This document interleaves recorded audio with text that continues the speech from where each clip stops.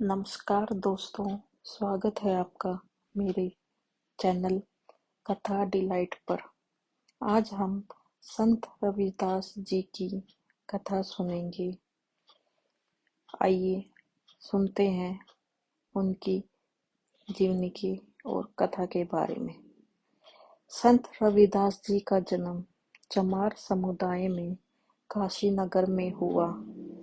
ये परमेश्वर कबीर जी के समकालीन हुआ थे। परम भक्त रविदास जी अपना चमत्कार का कार्य किया करते थे, भक्ति भी करते थे। परमेश्वर कबीर जी ने काशी के प्रसिद्ध आचार्य स्वामी रामानंद जी को यथार्थ भक्ति मार्ग समझाया था। अपना सतलोक स्थान दिखाकर वापस छोड़ा था। उसने पहले स्वामी रामानंद जी केवल ब्राह्मण जाति के व्यक्तियों को ही शिष्य बनाते थे। उसके पश्चात स्वामी रामानंद जी ने अन्य जाति वालों को शिष्य बनाना प्रारंभ किया था। संत रविदास जी ने भी आचार्य रामानंद जी से दीक्षा ले रखी थी। भक्ति जो परमेश्वर कबीर जी ने स्वामी रामानंद जी को प्रथम मंत्र बताया था, उसी को दीक्षा में स्वामी जी देते थे। संत रविदास जी उसी प्रथम मंत्र का जाप किया करते थे। एक दिन संत रविदास को एक ब्राह्मण रास्ते में मिला और बोला, भक्त जी, आप गंगा स्नान के लिए चलोगे? मैं जा रहा हूँ। संत रविदास जी ने कहा कि मन चंगा तो कटौती में गंगा, मैं नहीं जा रहा हूँ। पंडित जी बोले कि आप नास्तिक से हो गए हो लगता है। आप उस कबीर जी के साथ क्या करने रहने लगे हो? धर्म कर्म ही त्याग दिया है। कुछ दान करना हो तो मुझे दे दो, मैं गंगा मैया को दे आऊंगा। रविदास जी ने जेब से एक कौड़ी निकालकर ब्राह्मण जी को दी तथा कहा कि हे विप्र, गंगा जी से मेरी यह कौड़ी देना। एक बात सुन ले, यदि गंगा जी हाथ में कौड़ी ले तो देना, अन्यथा वापस ले आना। यह कहना कि हे गंगा, यह कौड़ी काशी शहर से भक्त रविदास ने भेजी है, इसे ग्रहण करें। पंडित जी ने गंगा दरिया पर खड़ा होकर ये शब्द कहे तो गंगा ने किनारे के पास हाथ निकालकर कौड़ी ली और दूसरे हाथ से पंडित जी को एक स्वर्ण का कंगन दिया, जो अति सुंदर एवं बहुमूल्य था।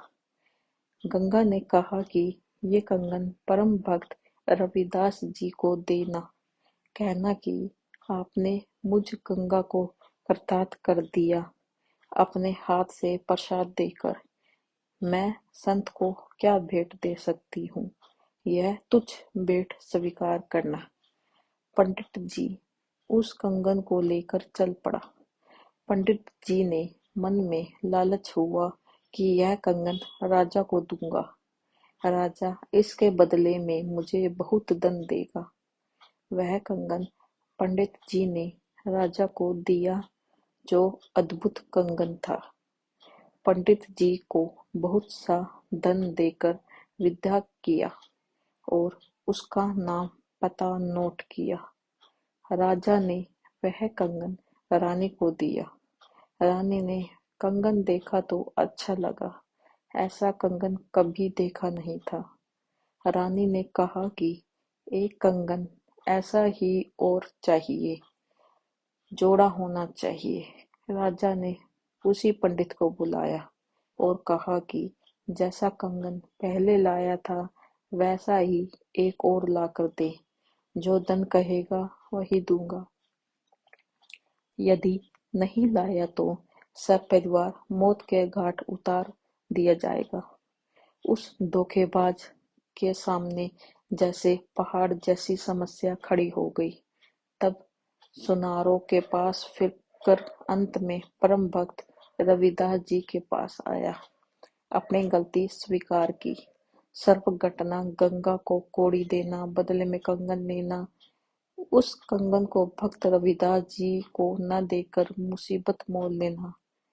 पंडित जी ने गिड़गिड़ाकर रविदास जी से अपने परिवार के जीवन की भिक्षा मांगी। रविदास जी ने कहा कि पंडित जी, आप क्षमा के योग्य नहीं हैं, परंतु परिवार पर आपत्ति आई है, इसलिए आपकी सहायता करता हूँ। आप इस पानी कठौती अर्थात मिट्टी का बड़ा टब जिसमें चमड़ा भिगोया जाता है में हाथ डाल और गंगा से यह कह कि भक्त रविदास जी की प्रार्थना है कि आप कठौती में आए और एक कंगन वैसा ही दे दे। ऐसा कहकर पंडित जी ने रविदास के चमार होने के कारण 5 फुट दूर से बातें करता था। अब उस चांद भिगोने वाले कुंड अथवा टब में हाथ देकर देखा तो हाथ में 4 कंगन वैसे ही आए। भक्त रविदास ने कहा कि पंडित जी, एक ले जाना, शेष गंगा जी को लौटा देना, नहीं तो भयंकर आपत्ति और आ जाएगी। ब्राह्मण ने तुरंत 3 कंगन वापस कुंड में डाल दिए और एक कंगन लेकर राजा को दिया। रानी ने पूछा कि यह कंगन कहाँ से लाए हो, मुझे बता। ब्राह्मण ने संत रविदास जी का पता बताया। रानी ने सोचा कि कोई श्रवणकार होगा और ढेर सारे कंगन लाऊंगी। रानी को एक असाध्य रोग था, पित्तर का साया भी था, परंतु बहुत परेशान रहती थी। सब जगह उपचार करा लिया, साधु संतों का आशीर्वाद भी ले चुकी थी, परंतु कोई राहत नहीं मिली थी। रानी उस पते पर गई, साथ में नौकरानी और अंगरक्षक भी थे। रानी ने संत रविदास जी के दर्शन किए। दर्शन करने से ही रानी के शरीर का कष्ट समाप्त हो गया। रानी को ऐसा एहसास हुआ जैसे सिर से भारी भार उतर गया हो। रानी ने संत जी के तुरंत चरण छुए। रविदास जी ने कहा कि मुझ निर्धन के पास मालकिन का कैसे आना हुआ। रानी ने कहा कि मैं तो सुनार की दुकान समझकर आई थी गुरुजी, मेरा तो जीवन धन्य हो गया। मेरा जीवन नरक बना था रोग के कारण, आपके दर्शन से वह स्वस्थ हो गया। मैंने उपचार के लिए कोई कसर नहीं छोड़ी थी, परंतु कोई लाभ नहीं हो रहा था। संत रविदास जी ने कहा कि बहन जी, आपके पास भौतिक धन तो पर्याप्त है, यह आपके पूर्व जन्म के पुण्यों का फल है। भविष्य में भी सुख प्राप्ति के लिए आपको वर्तमान में पुण्य करने पड़ेंगे। आध्यात्मिक धन संग्रह करो। रानी ने कहा कि संत जी, मैं बहुत दान धर्म करती हूँ। महीने में पूर्णमासी को भंडारा करती हूँ। आसपास के ब्राह्मणों तथा संतों को भोजन कराती हूँ। संत रविदास जी ने कहा। रानी ने कहा कि हे संत जी, मैंने एक ब्राह्मण गुरु बनाया है। रविदास जी ने कहा कि नकली गुरु से भी कुछ लाभ नहीं होने वाला है आपका। आप जी ने गुरु भी बना रखा था और कष्ट यथावत थे, क्या लाभ ऐसे गुरु से।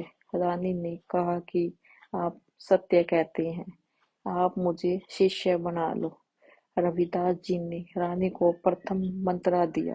रानी ने कहा कि गुरुजी, अब की पूर्णमासी को आपके नाम से भोजन भंडारा करूंगी, आप जी मेरे घर पर आना। निश्चित तिथि को रविदास जी राजा के घर पहुंचे। पूर्व में आमंत्रित 700 ब्राह्मण भी भोजन भंडारे में पहुंचे। भंडारा शुरू हुआ। रानी ने अपने गुरु रविदास जी को अच्छे से आसन पर बैठा रखा था। उसके साथ 700 ब्राह्मणों भोजन के लिए पंक्ति बैठने के लिए निवेदन किया। ब्राह्मण कई पंक्तियों में बैठे थे। भोजन सामने रखा दिया। उसी समय ब्राह्मणों ने देखा कि रविदास जी अछूत जाति वाले साथ में बैठे हैं। सब अपने अपने स्थान पर खड़े हो गए और कहने लगे, हम भोजन नहीं करेंगे। यह अछूत रविदास जो बैठा है, इसे दूर करो।